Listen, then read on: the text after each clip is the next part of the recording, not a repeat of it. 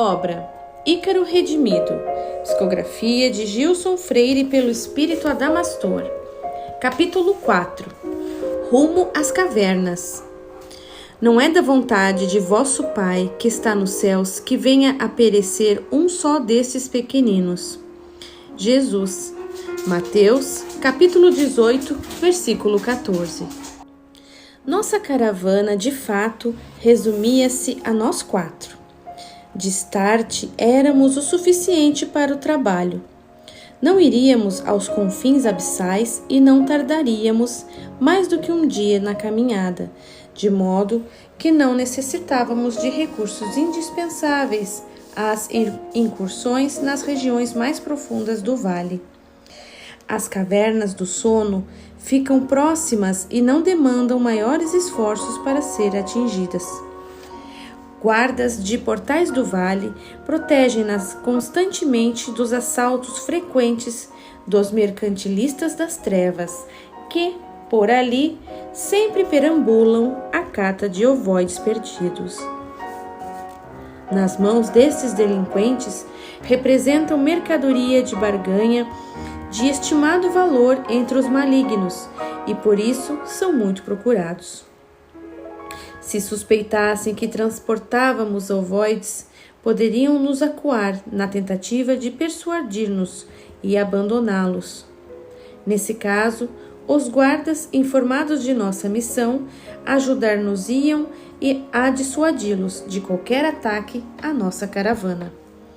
A presença de Heitor, no entanto, com seu elevado potencial espiritual, era mais do que suficiente para desestimular qualquer ameaça desses infelizes. Ao sinal de Heitor, os guardas acionaram as roldanas que movem os pesados portões que, rugindo melancolicamente, entreabriram-se, deixando-nos passar. Bem no alto, divisamos a lanterna vermelha de localização, sempre piscante, qual farol costeiro, orientando a direção ao viajante. Poucos passos, no entanto, eram suficientes para ocultá-la completamente de nossas vistas. Embora não possa ser avistada em regiões mais distantes, esse sinal atrai a direção de aparelhos rastreadores, instrumentos indispensáveis aos caminhantes inexperientes que ainda não conseguem se orientar pela percepção das correntes mentais. Trazíamos também nosso rastreador, a feição de bússola orientadora, embora não necessitássemos dele, pois Olegário e eu frequentemente efetuávamos incursões nessas áreas, onde exercíamos o socorro aos ovoides e as conhecíamos muito bem. Heitor trazia um mapa de localização de Alberto, o infeliz amigo que iríamos resgatar, e deixamo-nos conduzir por ele, que mostrava segurança em sua orientação e não necessitava da nossa singela ajuda.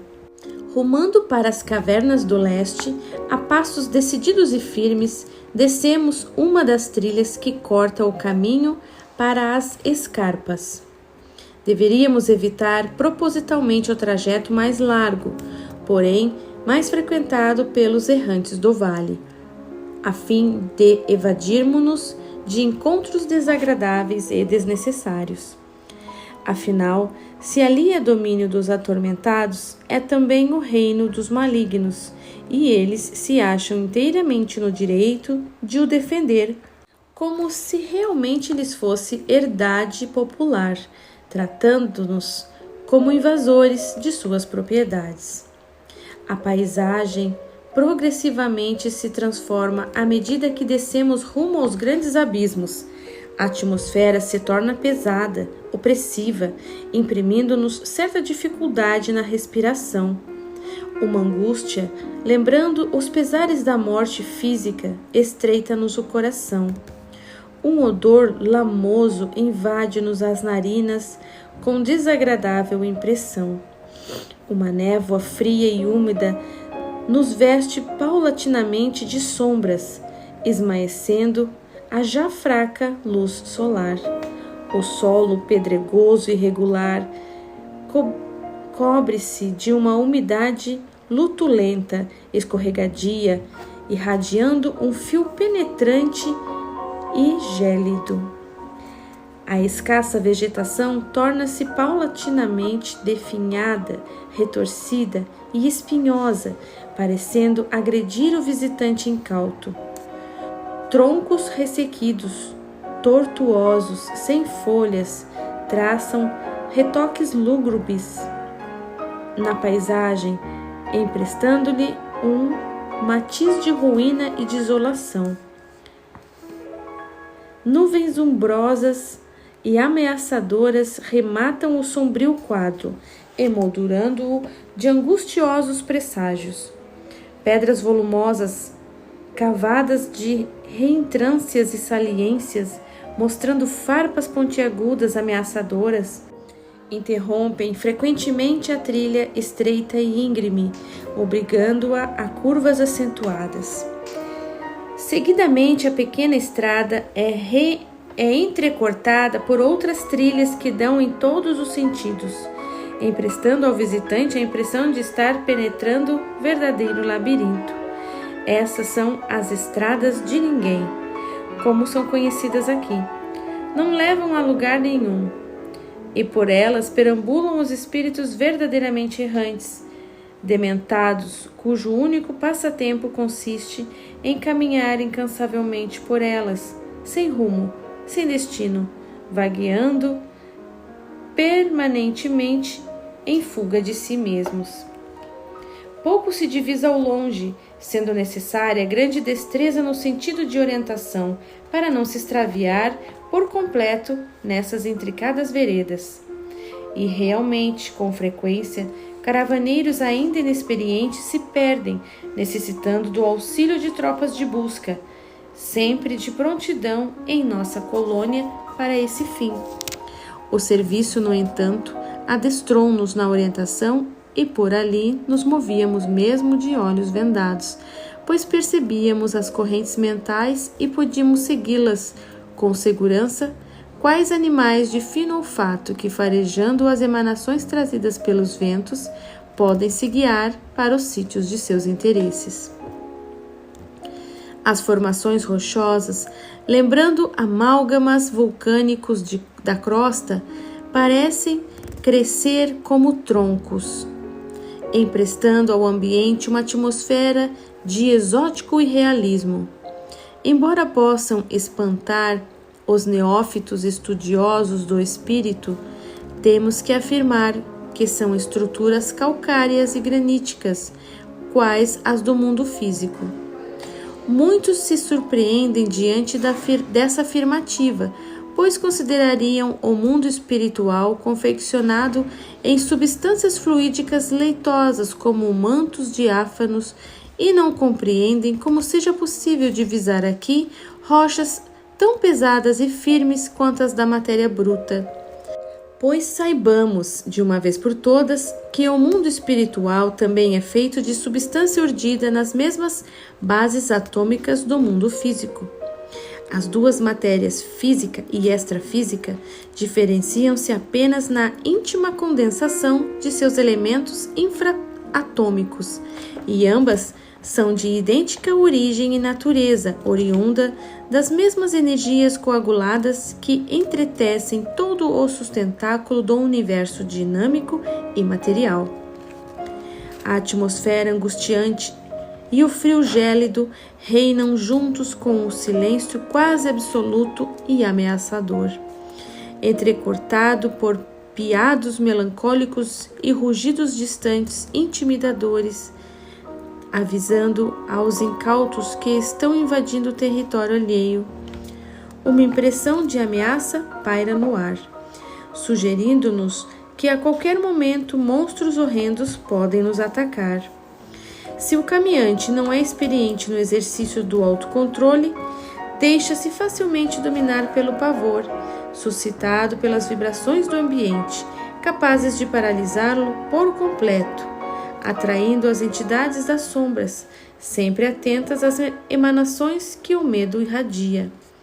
Somente o pensamento firme nos propósitos superiores e a certeza de que não pertencemos aos meios nos reconfortam e nos protegem. A presença de magnos espíritos como Heitor nos confere serenidade e segurança, capacitando-nos para os serviços com a calma e a confiança que demandam. À medida que penetramos nas trevas mais densas, podemos perceber formas animalescas esgueirando-se sorrateiramente entre as sombras ou passando ao léu por não nos perceber ou por não se verem atraídas pelos nossos eflúvios, em nada condizentes com os seus interesses. Sintonizam-se especialmente com o ódio e as emanações do pavor ou as vibrações das grandes culpas, como se pudessem ver essas projeções mentais. Tal a acuidade que desenvolveram em percebê-las, de modo que, se o transeunte não as exala, não se deixe ameaçar por tais criaturas infelizes. As influências que carreiam propósitos superiores do bem exercem ainda uma barreira natural, afastando esses seres pela simples dissonância vibracional. Além desses monstros errantes e solitários, encontram-se no vale frequentemente hordas de espíritos malignos em busca de presas fáceis para seus propósitos de dominação ou simplesmente para dar invasão aos seus instintos agressivos. São aqueles que realmente podem molestar-nos, perturbar-nos o trabalho. Formam acampamentos provisórios, quais caçadores nômades, e se apresentam como antigos guerreiros e bárbaros dos tempos medievais, munidos até mesmo de armas semelhantes. Organizam-se segundo éticas involuídas, próximas daquelas que imperam entre os animais, onde os mais fortes preponderam sobre os mais fracos, subjugando-os segundo seus interesses. Poderosos chefes dominam largos territórios e, comumente, batalhas selvagens são desencadeadas entre rivais por interesses antagônicos ou disputas territoriais, formando um palco de agressões e alucinações coletivas que o homem encarnado dificilmente poderia imaginar existir. O plano espiritual superior, que orienta a evolução planetária, tolera esses círculos de selvagerias, ciente das necessidades de redenção da alma humana. Cerceando-lhes os limites de ação, com desvelo e amor, aguardam a urgente evangelização do orbe para que essas tristes regiões possam ser saneadas e a maldade banida definitivamente de nossas paisagens evolutivas. Ao atingirmos pequena clareia entre as rochas pontudas, Heitor estacou-se de pronto, solicitando 1 minuto de concentração. Pressentia um bando de entidades mal intencionadas aproximando-se sorrateiramente. Sem dúvida perceberam nossa presença e vinham ao nosso encalce. Naturalmente que nos achávamos providos de meios naturais de defesa e os senhores das sombras não podiam nos infligir sofrimentos. Mas o bom senso nos convidava a evitar altercações desnecessárias. Assim, era melhor nos ocultar, a fim de passarmos despercebidos. Procuramos então por uma reentrância mais próxima nas rochas, escondendo-nos bem ao fundo de uma pequena gruta, em completa escuridão. Um forte odor de putrefação de pronto agrediu-nos o olfato, repugnando-os os sentidos, exigindo-nos o exercício do autocontrole para não nos rechaçarmos espavoridos. Era imperioso permanecer ali por breve período, até que nos sentíssemos seguros. Heitor, dando-se conta do fato e podendo divisar na escuridão, afastou-se de nós, como à procura de algo que lhe atraíra a atenção. Logo podíamos ouvir os ruídos dos espíritos que se aproximavam com alarido. Gritos e uivos ameaçadores indicavam suas disposições de ânimos nada aprazíveis. Não encontramos sinais dos santinhos podres. Vamos! Não estão por aqui ou fugiram de medo. Os biltres do cordeiro sempre se acovardam. Ouvimos um deles dizendo, em meio à completa algazarra: temos mais o que fazer do que ficar seguindo esses patifes. Retornemos. Em breve momento, a celeuma se dissipava ao longe e podíamos prosseguir nossa jornada. Sentia as vibrações dos pensamentos de Adelaide, recheados de receios, comuns aos neófitos em seus primeiros confrontos com os seres das sombras. Aconcheguei-a ao meu lado, a fim de apoiá-la em sua infundada insegurança. Heitor, entretanto, chamava-nos a atenção, solicitando-nos ajuda. Um desvalido sofredor jazia no fundo da gruta e a caridade nos suscitava atendê-lo como possível. Esse era o motivo do forte cheiro de putrefação que sentíamos. Tratava-se de um espírito recém-desencarnado, jungido por liames perispirituais ao corpo físico, do qual auria as emanações imateriais da degradação orgânica. Trouxemo-lo para fora com todo o cuidado que a mobilização demanda nesses casos. Podíamos agora vê-lo em seu adiantado processo de cadaverização. Sem dúvida, um dos quadros mais tétricos de se presenciar no vale. Acalmamos Adelaide, que dava mostras de apreensão, embora estivesse já ciente do fato em seus treinamentos anteriores. A cadaverização acomete os imprevidentes que desencarnaram sem o devido preparo para a existência no além, acreditando tratar-se o plano físico da única possibilidade de vida. Ocorre ainda entre os suicidas que não conseguem desvencilhar-se de seu mortuário orgânico, presenciando em si mesmos os terríveis fenômenos da decomposição. Em sua grande maioria, continuam atados aos seus féretros, até que se esgotem os últimos alvores de suas energias físicas, remanescentes nas carnes em decorrência da prematura morte. Outros são trazidos por imantação a essas paragens, onde permanecem estirados nos lodaçais purgativos. Encontrá-los escondidos naquelas covas era raro, daí o nosso assombro. Possivelmente aquele fora atirado ali por espíritos vampiros, com uma intenção de ocultá-lo, a fim de se viciá-lo mais tarde, dominando-o para os seus propósitos indignos. É lastimável, mas forçoso é compará-los às feras que ocultam suas carcaças para as devorar mais tarde com paciência.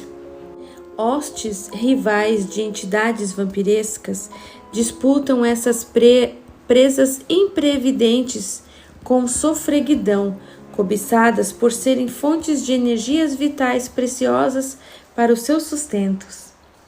Quais espantalhos vivos são lânguidos joguetes nas mãos destes filibusteiros que lhes sugam todas as forças, abandonando-os em estado lastimável.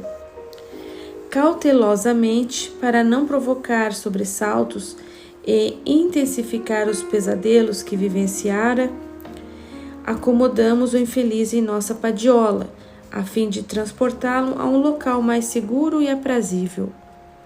Nada pôde nos comover tanto os sentimentos de compaixão quanto a vista de um ser tão desvalido como esse. não podemos evadir-nos de um pensamento conduído de piedade e meditar nas razões que levam um ser racional a atirar-se em tamanha desgraça. Comoção que lança um brado de interrogação rumo ao Senhor da vida, como se Ele, Pai magnânimo e de amor infinito, fosse capaz de abandonar completamente os seus filhos.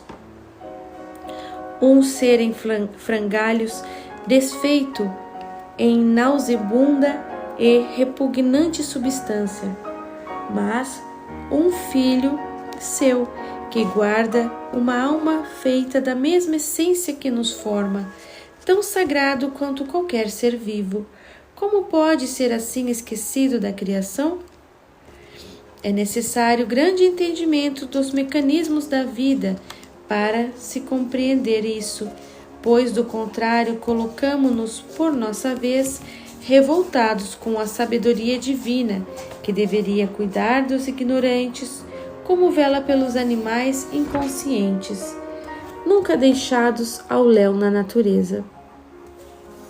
Se Deus cuida das feras e lhes dá as covas para se protegerem, por que não zela com o maior desvelo pelos seus filhos caídos? Naturalmente que tais inquisições não podem ser respondidas aqui. Guardemos a certeza, contudo, de que o Senhor, com sua infinita bondade e misericórdia, sabe o que faz, não podendo ser questionado em momento algum, e muito menos condenado por esses aparentes atrocidades da vida. A visão do infeliz nos cortava o coração, enchendo-nos de piedosos sentimentos. Adelaide não podia conter o planto silente e lutava entre a repugnância e a extremada comiseração. Somente quem já esteve perto de um desses seres consegue equilatar até onde pode chegar a desventura da revolta humana e a importância da ciência do espírito, que, preparando-nos para as realidades da vida depois da morte, protege-nos contra tais lamentáveis situações. Comovido pela caridade, inibo-me de descrever com minúcias a deplorável situação orgânica do infeliz, detalhando-me a grave patologia perispiritual. Transportamo-lo sem delongas, com toda a suavidade possível, continuando nossa caminhada silenciosos rumo ao nosso objetivo. Adelaide nos interrogava com os olhos, buscando esclarecimentos sobre o inesperado encontro e suas razões, mas não era hora para tergiversações. Em breve podíamos divisar a entrada das cavernas do leste.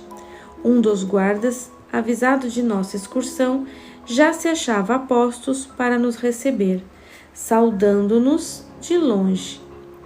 Embora exercendo intensa vigilância nas entradas das cavernas, nossos sentinelas não podem impedir de todo a entrada de qualquer interessado, pois não conseguimos o completo domínio sobre o local, em decorrência das vibrações reinantes e das condições precárias daqueles que ali se hospedam. Por força da lei, eles se fazem suscetíveis aos ataques dos interesseiros do mal, aos quais se prendem pelos laços da ressonância. O bem não pode ter o controle absoluto do reino das trevas, por própria imposição da lei de Deus, que dá a cada um o produto de seus méritos. Enquanto houver no homem a disposição para a maldade, as regiões trevosas também existirão, cerceando-lhe os domínios. A vigilância apenas pode manter contatos com nossa colônia, avisando-nos a presença de seres perversos e solicitando socorro para aqueles que se encontram em condição de receber ajuda. Para os espíritos travessos mais inconsequentes do que realmente maus, os vigilantes podem representar, no entanto, alguma intimidação às incursões à cata de oivoides. Penetramos no largo salão que dá acesso às grutas, verdadeiras câmaras mortuárias.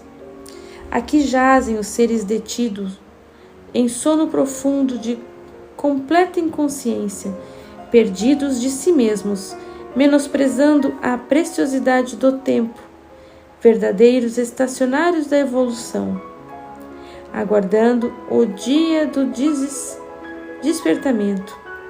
Nem de sonhos ou meros pesadelos se revestem suas consciências, oculta nas mais completa obscuridade. Muitos podem permanecer nesse estado por décadas sem dar mostras de qualquer atividade mental, detonando a gravidade em que atiraram suas almas. Toda a profícua vida do espírito no plano em que nos encontramos é mal baratada, desperdiçando-se as oportunidades de crescimento e aprendizado. Alguns caminham para a ovoidização, como afirmamos, enquanto outros são levados pela caridade de amigos para reencarnações reconstrutivas como única possibilidade de regeneração. Poucos se restabelecem antes de longos anos de profundo sono. Daí a importância de nossa vigilância, a fim de socorrer com eficiência aqueles que dão mostras de recuperação. Adelaide nos perguntava, intrigada, quanto aos motivos de se manter em um local tão pouco acolhedor, almas necessitadas de aconchego e proteção, muito mais infelizes do que más. De fato, muitos são levados para as câmaras de retificação, acomodações mais aprazíveis, em colônias mais iluminadas. No entanto, a maioria deles pode sofrer choques vibratórios em ambientes elevados, à semelhança da luz que, quando muito intensa, pode cegar. A necessidade de permanecer em sombras traduz-se assim numa obrigatoriedade para quem não pode suportar o brilho das regiões superiores sem se perturbar.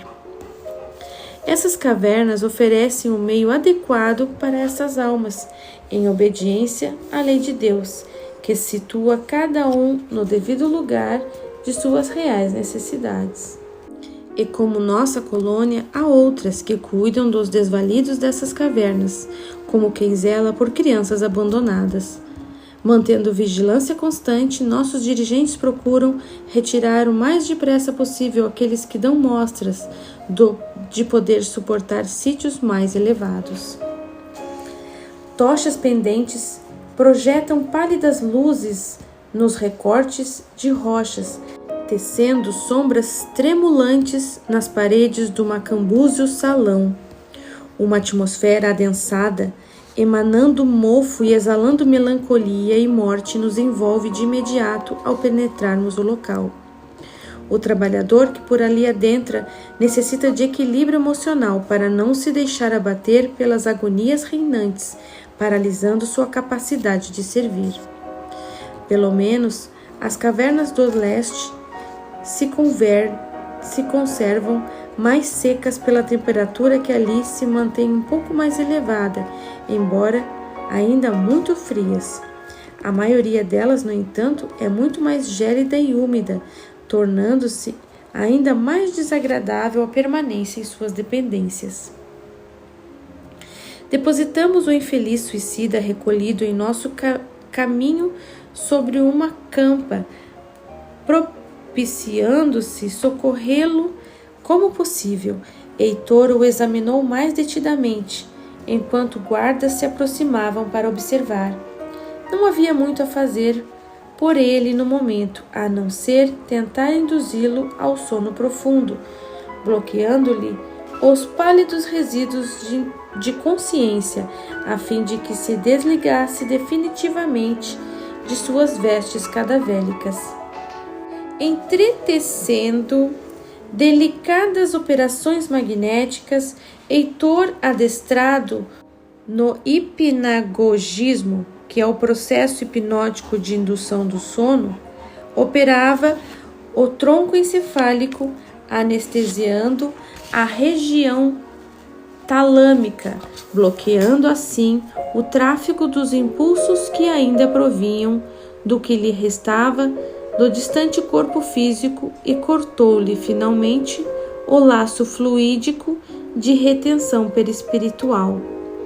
Um forte tremor o sacudiu de chofre e em breve assistíamos a sua respiração estertorosa acalmar-se, adquirindo ritmo lento bastante irregular, denotando que o amigo, graças a Deus, entrava em letargia profunda. Seus olhos esbugalhados finalmente se cerraram, mostrando que o terrível pesadelo que o perseguia, pelo menos momentaneamente, dar-lhe-ia sossego. Talvez assim pudesse ambientar-se nas cavernas, caso não voltasse a apresentar seus terrificantes delírios, condição em que lhe exigiria outro tipo de socorro. Por ora, seria deixado ali, aguardando identificação e o auxílio que demandasse. O legário tomava as providências devidas, encaminhando-o para a necessária assistência. Adelaide, comovida, mostrava interesse em conhecer-lhe a história para melhor ajudá-lo, alegando que se ele chegou às nossas mãos por vias tão especiais, aparentando obra do acaso, era porque lhe devíamos ajuda. De fato, poderíamos penetrar em seus registros mnemônicos, que é o relativo à memória, identificando-lhe o drama particular, mas não convinha determos-nos nessa tarefa, enquanto tínhamos outra mais urgente para cumprir. Infelizmente, justificava Heitor, não era esse o momento, e o que podíamos e devíamos fazer por ele havia terminado. Cumpriramos essa missão e nosso outro socorrido, motivo de nossa jornada, corria o risco da ovoidização, exigindo-nos maior urgência em seu atendimento. Cada minuto era precioso naquele instante e entregamos o amigo aos cuidados dos guardas da caverna, que zelariam por ele até que se tomassem as providências cabíveis, pois essa era uma tarefa corriqueira para eles.